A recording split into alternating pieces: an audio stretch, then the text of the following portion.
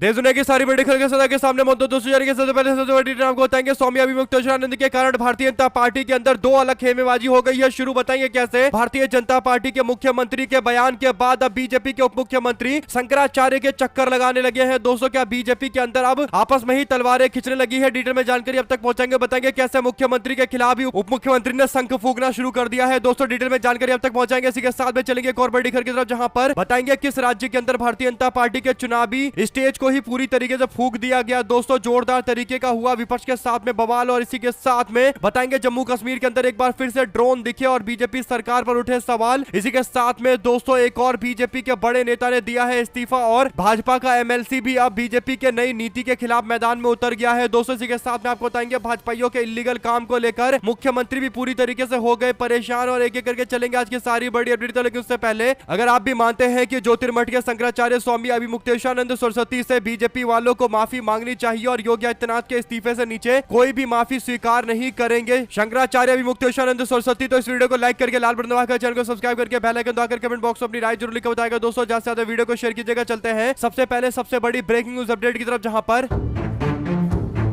उत्तर प्रदेश के अंदर स्वामी अभिमुक्तेश्वरानंद सरस्वती से जुड़े हुए विवाद के मामले को लेकर भारतीय जनता पार्टी के केवल एक नेता का बयान सामने आया, योगी आदित्यनाथ का। दोस्तों जिस बयान के कारण बीजेपी और अभिमुक्तेश्वरानंद के कारण विवाद और ज्यादा बढ़ गया और मामला इतना आगे बढ़ गया दोस्तों कि अब भारतीय जनता पार्टी के अंदर ही स्वामी अभिमुक्तेश्वरानंद सरस्वती के कारण जोरदार तरीके का विवाद हो गया है। आपको बता दें कि योगी आदित्यनाथ के उल्टे बयान के बाद अब भारतीय जनता पार्टी के नेता यानी उत्तर प्रदेश में नंबर 2 नेता केशव प्रसाद मौर्य स्वामी अभिमुक्तेश्वरानंद सरस्वती के चक्कर लगाने लगे हैं उनको मनाने के लिए। यानी इतने दिनों तक शंकराचार्य से पूछा जा रहा था कि आप शंकराचार्य हो या नहीं हो, इसका सर्टिफिकेट दो, लेकिन अब शंकराचार्य अभिमुक्तेश्वरानंद सरस्वती के मामले को लेकर देश भर में जोरदार तरीके के विवाद। और उसके बाद बीजेपी को यह एहसास होना कि उसने अच्छे खासे हिंदू समर्थकों को अपने से अलग कर लिया है, नाराजगी पूरे देश भर के अंदर बढ़ गई है। तो अब केशव प्रसाद मौर्य को आगे किया गया। दोस्तों अचानक से केशव प्रसाद मौर्य लखनऊ से प्रयागराज इलाहाबाद की ओर रवाना होते हैं दोस्तों, और ऐसे में इलाहाबाद में चल रहे माघ मेले में जाकर माफी मांगने की तैयारी कर रहे थे। लेकिन शंकराचार्य के समर्थकों ने जिस तरीके से चेतावनी दी थी कि अब भाजपा का कोई भी नेता दूर दूर तक भटकना नहीं चाहिए वरना करारा जवाब दिया जाएगा। बीजेपी के नेता अब डरने भी लगे हैं कि शंकराचार्य के शिविर के आसपास जाएंगे तो फिर जोरदार तरीके का विरोध हो जाएगा। दोस्तों यही बड़ा कारण है कि लखनऊ से प्रयागराज पहुंच गए भारतीय जनता पार्टी के उप मुख्यमंत्री केशव प्रसाद मौर्य दोस्तों, और 8 किलोमीटर दूर यानी जहां पर अभिमुक्तेश्वरानंद सरस्वती जी का शिविर लगा हुआ है वहां से 8 किलोमीटर दूर आकर उनका काफिला रुक जाता है और वहां पर कई घंटे रहने के बाद वो प्रयागराज से वापस लखनऊ लौट आते हैं दोस्तों। लेकिन इस दौरान केशव प्रसाद मौर्य का अचानक से प्रयागराज का दौरा और वो भी अभिमुक्तेश्वरानंद सरस्वती जी के कैंप के लगभग पास पहुंच जाना इस बात के संकेत देता है कि भारतीय जनता पार्टी वालों को अब शंकराचार्य पर की गई कार्रवाई के मामले को लेकर डर सताने लगा है कि हिंदू समाज, एक बड़ा हिंदू समाज उनसे अलग होकर बीजेपी को इस बार मजा चखाने के लिए पूरी तरीके से वोट ना करे। इसीलिए दोस्तों बीजेपी के लोग कहीं ना कहीं इस मामले को शांत करने की कोशिश कर रहे हैं और केशव प्रसाद मौर्य को इस मामले पर आगे किया गया है। कुछ रिपोर्टों में बताया जाता है कि केशव प्रसाद मौर्य शंकराचार्य से मुलाकात करने के लिए जा रहे थे, लेकिन एंड टाइम में उन्होंने अपना प्लान बदल लिया। सवाल ये उठ रहा है कि भारतीय जनता पार्टी के अंदर किसने अचानक से केशव प्रसाद मौर्य को शंकराचार्य से मिलने से रोका दोस्तों, क्योंकि योगी और केशव प्रसाद मौर्य के बीच में जो विवाद है वो और ज्यादा बढ़ चुका है और भारतीय जनता पार्टी शंकराचार्य से जुड़े मामले को लेकर दो अलग अलग खेमों में बढ़ चुकी है। दोस्तों जो जानकारी है उसके अनुसार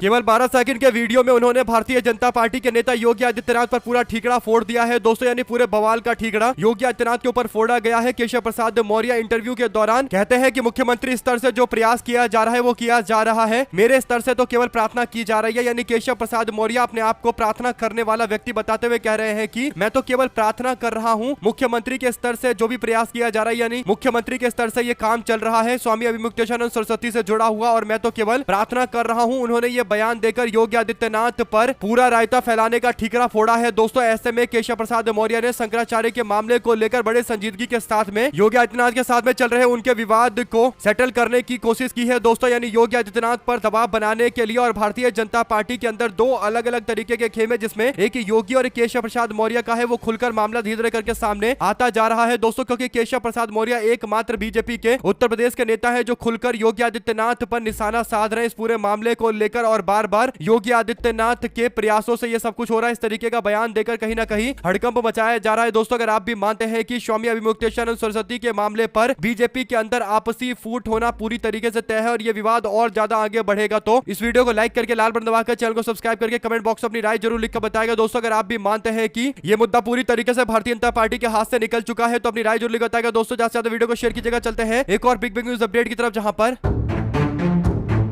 भारतीय जनता पार्टी के चुनावी मंच को पूरी तरीके से आग में फूंक दिया गया। दोस्तों हुआ यह कि पश्चिम बंगाल के कोलकाता के अंदर बेहाला इलाके में रविवार को राजनीतिक सरगर्मियां तेज हो गई। दोस्तों घटना की शुरुआत तब होती है जब बीजेपी के कार्यकर्ता इलाके के अंदर अपनी पार्टी का पूरी तरीके से झंडा लगा देते हैं और भाजपा का आरोप है कि तृणमूल कांग्रेस के समर्थकों ने झंडा लगाने से रोका, उनको उकसाने की कोशिश की गई। भारतीय जनता पार्टी के त्रिपुरा के पूर्व मुख्यमंत्री बिप्लब देब की परिवर्तन संकल्प सभा चल रही थी और इसके बाद जैसे ही कार्यक्रम खत्म होता है दोस्तों तृणमूल कांग्रेस के कार्यकर्ताओं पर भाजपाइयों ने आरोप लगाया कि तोड़फोड़ की गई और जहां पर बिप्लब देब भाषण देकर गए थे उनके जाते ही तुरंत पूरे मंच में आग लगा दिया गया, यानी पूरे स्टेज को आग के हवाले कर दिया गया। इसके अलावा बीजेपी के समर्थकों के साथ जमकर टीएमसी वालों ने मारपीट की है, यह दावा बीजेपी वालों का है दोस्तों, जबकि भाजपा को निशाने पर लेते हुए टीएमसी ने आरोप लगाया है कि बीजेपी वालों ने सारी लिमिट पार करते हुए नेता के भाषण के बाद हुड़दंग मचाने की कोशिश की, तो उसके बाद तृणमूल कांग्रेस के लोगों के साथ में जमकर भिड़ंत हो गई। टीएमसी के विधायक रत्ना चटर्जी ने कहा कि बीजेपी समर्थक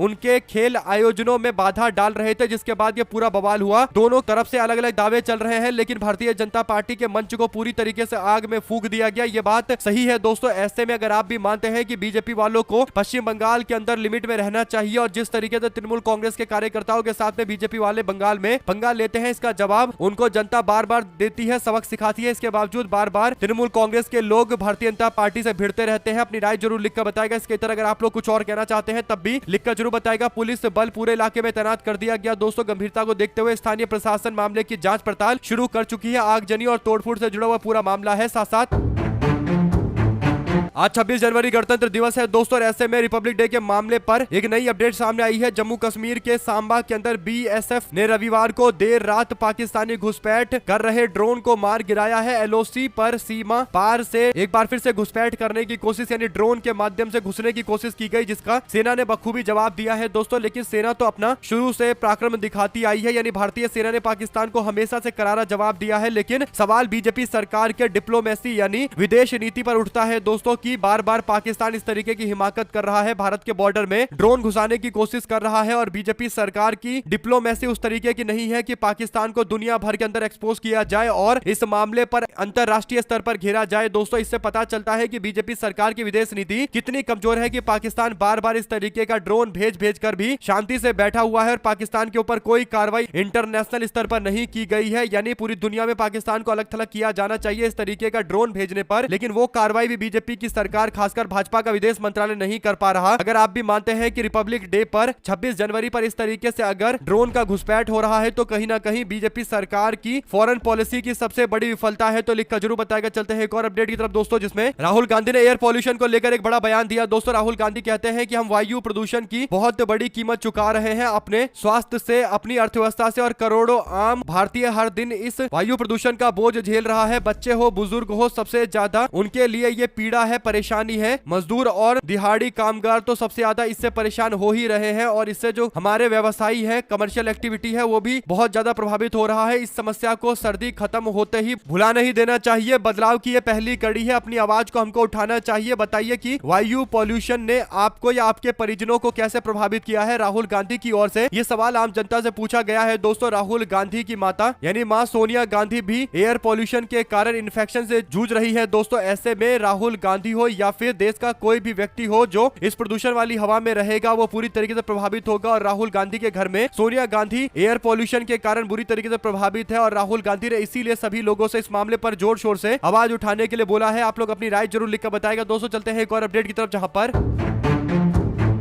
यूजीसी के नोटिफिकेशन को लेकर भारतीय जनता पार्टी के अंदर आंतरिक विवाद अब और ज्यादा गहराता हुआ नजर आने लगा है। उत्तर प्रदेश के जनपद श्रावस्ती में भारतीय जनता पार्टी के नेता और पूर्व जिला के अध्यक्ष ने ऐलान किया कि वो नरेंद्र मोदी के मन की बात कार्यक्रम का विरोध करेंगे और उसका बॉयकॉट करेंगे। यानी बीते दिन नरेंद्र मोदी का मन की बात का कार्यक्रम था दोस्तों और बीजेपी के जितने भी बड़े नेता होते हैं, जिले के नेता होते हैं, राज्य के नेता होते हैं, उनको नरेंद्र मोदी के मन की बात सुनने के लिए जबरदस्ती बोला जाता है और मन की बात का बहिष्कार अगर बीजेपी का नेता कर रहा है है तो ये उसके विरोध जताने का एक तरीका है। उत्तर प्रदेश के जनपद श्रावस्ती में बीजेपी के पूर्व जिला अध्यक्ष उदय प्रकाश त्रिपाठी ने यूजीसी के मामले पर भारतीय जनता पार्टी का विरोध करने का ऐलान किया और मन की बात प्रोग्राम का विरोध किया गया। दोस्तों, इस पर आपकी क्या राय है लिखकर जरूर बताएगा। इसी के साथ में यूजीसी से जुड़े मामले को लेकर भारतीय जनता पार्टी के एक और एमएलसी उत्तर प्रदेश के मैदान में कूदे हैं। बीजेपी के नेता देवेंद्र प्रताप सिंह जो एमएलसी है उत्तर प्रदेश से, उन्होंने कहा कि अगड़ों के बर्दाश्त की सीमा खत्म होती जा रही है। यानी सवर्ण समाज को लेकर बीजेपी के द्वारा लाए गए यूजीसी नीति से सवर्ण समाज में काफी नाराजगी है। वो कहते हैं कि अब ज्वालामुखी फूटेगा। महाविस्फोटक इंटरव्यू के दौरान अभिषेक उपाध्याय जो पत्रकार है, उन्होंने ये बड़ा खुलासा किया है। दोस्तों, आपको बता दें कि यूजीसी पर अब बीजेपी के नेता धीरे धीरे करके जोर शोर से बोलना शुरू कर चुके हैं। बीजेपी के एमएलसी देवेंद्र प्रताप सिंह का ये बयान, इससे और ज्यादा भारतीय जनता पार्टी के अंदर इस चर्चा को तूल मिलने वाली है। दोस्तों, बीजेपी के लोग सस्ते में मामले को निपटाने की कोशिश कर रहे थे, लेकिन भारतीय जनता पार्टी को आंख बंद करके सपोर्ट करने वाला और बीजेपी का सबसे बड़ा सपोर्ट बेस जनरल कैटेगरी के लोगों ने अब बीजेपी को रिमांड पर लेना शुरू कर दिया और उनसे जुड़े हुए जितने भी प्रतिनिधि हैं वो भी अब खुलकर बोलने लगे हैं। अब देखते हैं यूजीसी मामले को लेकर बीजेपी बैकफुट पर जाती है नहीं जाती। दोस्तों, अगर बीजेपी बैकफुट पर जाएगी तो मैसेज एससी एसटी और ओबीसी समाज के लिए गलत जाएगा और एससी एसटी ओबीसी समाज के लोग विरोध करेंगे और बताएंगे कि बीजेपी ने उनको मिलने वाले एक प्रोटेक्शन को वापस ले लिया। तो भारतीय जनता पार्टी के लिए आगे खाई और पीछे एक बड़ा सा गड्ढा है। आप लोग अपनी राय जरूर लिखकर बताएगा। दोस्तों, चलते हैं एक और बड़ी अपडेट की तरफ, जहां पर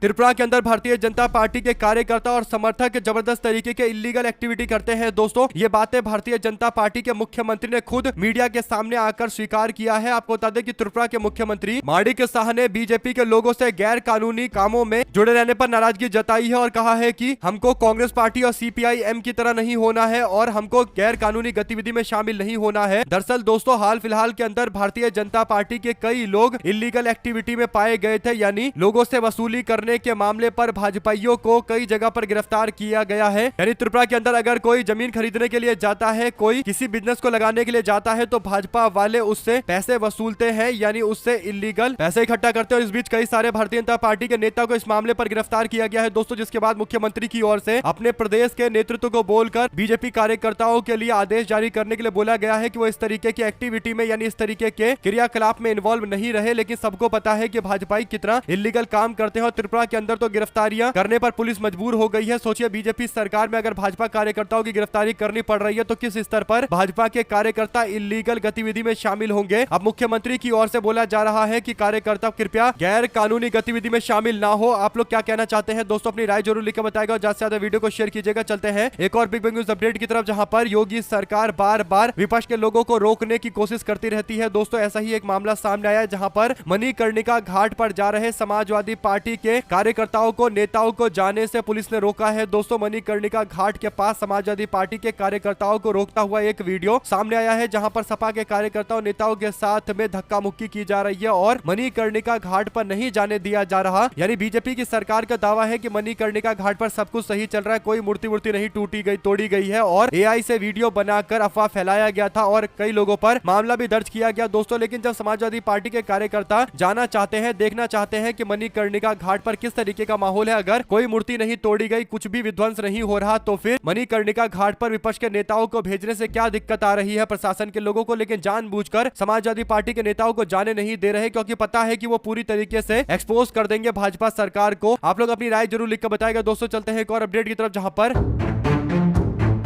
बंगाल चुनाव में पश्चिम बंगाल की मुख्यमंत्री ममता बनर्जी बार बार भारतीय जनता पार्टी को हरा देती है। दोस्तों, जिस कारण से ममता बनर्जी को लेकर भारतीय जनता पार्टी अंदर से चिढ़े रहते हैं और पश्चिम बंगाल विधानसभा चुनाव नजदीक आते ही अब सारी लिमिट पार कर दी गई है। आपको बता दें कि दक्षिण 24 परगना जिले में भारतीय जनता पार्टी के उपाध्यक्ष संजय दास ने मुख्यमंत्री ममता बनर्जी को लेकर विवादित भाषा का इस्तेमाल किया है। दोस्तों, विवादित बयान देते हुए वायरल वीडियो सोशल मीडिया पर काफी शेयर किया गया, जहां पर बीजेपी के पूर्व प्रदेश के अध्यक्ष दिलीप घोष की उपस्थिति में आयोजित एक कार्यक्रम के दौरान संजय दास मुख्यमंत्री को चुड़ैल कहकर संबोधित कर रहा है और सार्वजनिक रूप से सिर कलम करने की बातें चल रही है, यानी हत्या करने की धमकी चल रही है और अपशब्दों का इस्तेमाल किया जा रहा है ममता बनर्जी के लिए। यानी ममता बनर्जी को चुनाव में हरा नहीं पाते तो अपशब्द बोलकर उनकी छवि को खराब करने की कोशिश की जा रही है। और बीजेपी के नेता दिलीप घोष भी मंच पर मौजूद थे। तो इससे पता चलता है कि भाजपा के सारे नेता एक ही तरीके की मानसिकता रखते हैं दोस्तों। और आने वाले पश्चिम बंगाल के चुनाव की जल्द जब घोषणा होगी तो सबसे पहले ममता बनर्जी इन्हीं मुद्दों को उठाएंगी। वो साफ तौर पर बोलेंगी कि कैसे महिलाओं के प्रति भारतीय जनता पार्टी की मानसिकता है कि वो ममता बनर्जी को लेकर उल्टा सीधा बयान दे रहे। एक मुख्यमंत्री, राज्य की मुख्यमंत्री को चुड़ैल बोलकर अपशब्दों से संबोधित किया जा रहा है और पश्चिम बंगाल एक ऐसा राज्य है जहां पर किसी भी महिला का अपमान करके कोई भी राजनीतिक पार्टी चुनाव नहीं जीत पाई है। दोस्तों, पिछली बार बीजेपी के लिए चुनाव अच्छा बन गया था, लेकिन बीच चुनाव में जाकर नरेंद्र मोदी ने दीदी ओ दीदी वाली बातें बोल दी थी। यानी अपशब्दों का इस्तेमाल नरेंद्र मोदी खुलेआम कर रहे थे और गली मोहल्ले के गुंडों वाली भाषा का इस्तेमाल कर रहे थे, जिसके बाद जनता ने बता दिया कि बंगाल में महिलाओं का अपमान करके कोई भी राजनीतिक पार्टी सत्ता हासिल नहीं कर सकती। और ममता बनर्जी के खिलाफ उल्टा बयान देने के बाद जिस बीजेपी को बहुमत मिलते हुए तमाम सर्वे में बताया जा रहा था, अंत में भारतीय जनता पार्टी 77 के आंकड़े पर आकर सिमट गई, यानी डबल डिजिट पर आकर रह गई, ट्रिपल डिजिट पर पहुंच भी नहीं पाई और बहुमत हासिल करना तो दूर की कड़ी थी। इससे पता चलता है कि पश्चिम बंगाल के लोग महिलाओं के प्रति अपमानजनक बात को कतई बर्दाश्त नहीं करते। अगर आप भी मानते हैं कि एक बार फिर से बीजेपी वालों को यह सबक मिलने वाला है, जल्द ये सबक चुनाव के नतीजों के बाद मिलेगा और इस बार और बड़े स्तर पर मिलेगा, क्योंकि अब शब्द बोलकर बीजेपी वाले सारी लिमिट पार कर चुके हैं। तो अपनी राय जरूर लिखकर बताएगा। दोस्तों, चलते हैं एक और बड़ी अपडेट की तरफ, जहां पर पश्चिम बंगाल की मंत्री शशि पांजा का वोटर लिस्ट से नाम काटे जाने को लेकर नया विवाद छिड़ गया है। दोस्तों, आपको बता दें कि स्पेशल इंटेंसिव रिवीजन यानी एसआईआर में सुनवाई के लिए इनको भी नोटिस दिया गया है। ममता सरकार के मंत्री को नोटिस दिया गया है। कोलकाता के एक एसआईआर सुनवाई केंद्र में पेश होने का निर्देश दिया गया था। शशि पांजा राज्य की इंडस्ट्री मिनिस्टर है दोस्तों, और उनको 2002 में पश्चिम बंगाल की वोटर लिस्ट में नाम नहीं होने पर एसआईआर के बाद नोटिस दिया गया है। एक मंत्री को भी उनकी पहचान को प्रूव करने के लिए एसआईआर का नोटिस गया है। तो इससे पता चलता है कि एसआईआर किस तरीके से पश्चिम बंगाल में चल रहा है, जहां पर राज्य के मंत्री को प्रूव करना पड़ेगा कि राज्य का मंत्री यहां का लोकल व्यक्ति है और उसका नाम वोटर लिस्ट में होना चाहिए, या उसके पिता से लिंक उनको नाम करना पड़ेगा। और सुनवाई को लेकर बुलाए जाने पर मंत्री ने नाराजगी जताते हुए कहा कि उनके फॉर्म में कोई भी तार्किक गड़बड़ी नहीं थी, यानी लॉजिकल डिस्क्रिपेंसी नहीं थी, जिसके नाम पर उनको यह नोटिस दिया गया है, बल्कि ऐप में एक कमी थी जिसके कारण 2002 की लिस्ट में उनका नाम गायब हो गया था। मंत्री ने कहा कि मुझे हैरानी है कि मेरा नाम 2002 की लिस्ट में है, क्योंकि चुनाव आयोग ने एसआईआर का काम जल्दबाजी में किया, इसलिए स्वाभाविक रूप से बीएलओ के ऐप और सॉफ्टवेयर के अंदर ये कमी थी कि मेरा नाम 2002 के लिस्ट से उड़ा दिया गया। खुद का नाम जानकर मुझे काफी आश्चर्य हुआ। मंत्री ने कहा कि चुनाव आयोग ने सोचा होगा कि मेरे पास आकर समस्या को सही करेंगे, लेकिन मैंने साफ कर दिया है कि मैं आम जनता की तरह ही जाऊंगी। कुल मिलाकर दोस्तों, मंत्री को भी इस तरीके से नोटिस दिया जा रहा है, जो अपने आप में एक आश्चर्यजनक बातें हैं। साथ साथ चलते हैं एक और अपडेट की तरफ, जहां पर नरेंद्र मोदी अपने भारतीय जनता पार्टी के जिन नेताओं की तारीफ कर रहे थे दोस्तों, उन्होंने बीजेपी को 20 लाख का चूना लगा दिया। दरअसल तिरुवनंतपुरम के अंदर पहली बार भारतीय जनता पार्टी का मेयर बना है। बीजेपी के मेयर यहां पर रूल कर रहे हैं नगर निगम में। उन्होंने बीजेपी के ही स्टेट इकाई को यानी राज्य इकाई को एक नोटिस थमाया और बीजेपी के बैनर, पोस्टर और फ्लैक्स हटाने के लिए बोला गया, और जब कार्रवाई नहीं की गई तो भारतीय जनता पार्टी पर 20 लाख रुपए का जुर्माना ठोका गया। दोस्तों, दरअसल नरेंद्र मोदी के स्वागत के लिए जगह जगह पर बैनर, पोस्टर लगा दिए गए थे। पूरी तरीके से तिरुवनंतपुरम के अंदर मोदी के बैनर और फ्लैक्स दिखाई दे रहे थे, यानी भाजपा वालों को लग रहा था कि उनका मेयर बन गया है तो वो जो मर्जी वो करेंगे, लेकिन मेयर पर भी अपने पार्षदों का दबाव था। उसके बाद जाकर ये 20 लाख रुपए का जुर्माना बीजेपी के ऊपर ठोका गया है दोस्तों। यानी नरेंद्र मोदी अपने जिस मेयर की तारीफ कर रहे थे, उस मेयर को जनता के दबाव में बीजेपी को ही सबक सिखाना पड़ा है। आप लोग इस पर क्या राय देते हैं, लिखिए जरूर। चलते हैं एक और अपडेट की तरफ, जिसमें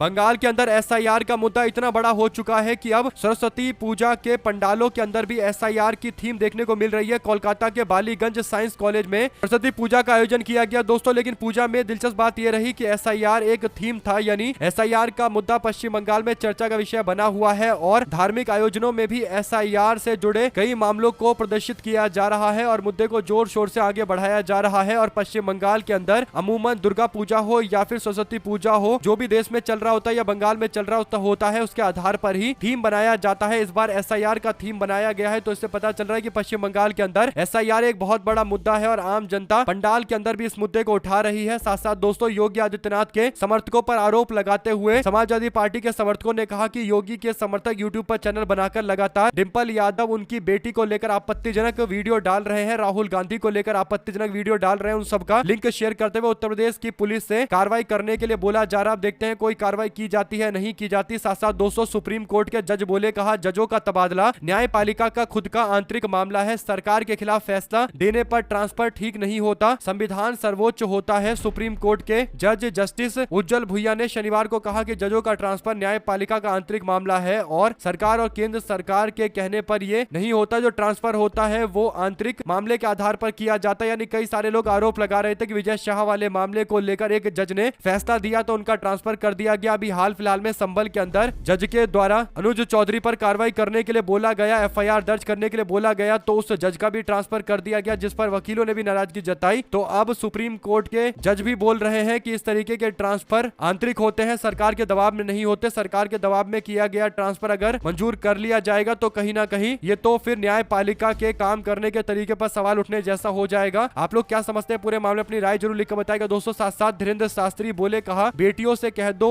बुरके वाली मत बनना। यानी एक बार फिर से मुस्लिम समाज के लोगों को लेकर और उनके प्रतीकों को लेकर विवादित बयान दिया जा रहा था। बाबा रामदेव भी मंच पर मौजूद थे, जो कहते हैं कि जो अपने बच्चों को गुरुकुल में नहीं पढ़ाते वो अंग्रेजों और मुगलों की औलाद है। यानी आम हिंदू समुदाय के लिए ये अपशब्द यूज कर रहे हैं बाबा रामदेव। उनका दावा है कि सबको गुरुकुलों के अंदर अपने बच्चों को पढ़ाना चाहिए। आप लोग दो शब्द जरूर लिखकर बताएगा दोस्तों, अगर आप भी मानते हैं कि जो लोग जिस चीज का बिजनेस करते हैं उसी चीज को प्रमोट करते हैं, गुरुकुल खोलकर लोगों को एजुकेशन देने के नाम पर मोटी फीस वसूलने वाले बाबा रामदेव, जो लोग गुरुकुल में अपने बच्चों को नहीं पढ़ाते उनको अंग्रेजों और मुगलों की औलाद बता रहे हैं, तो इससे समझ में आता है दोस्तों कि आम जनता के प्रति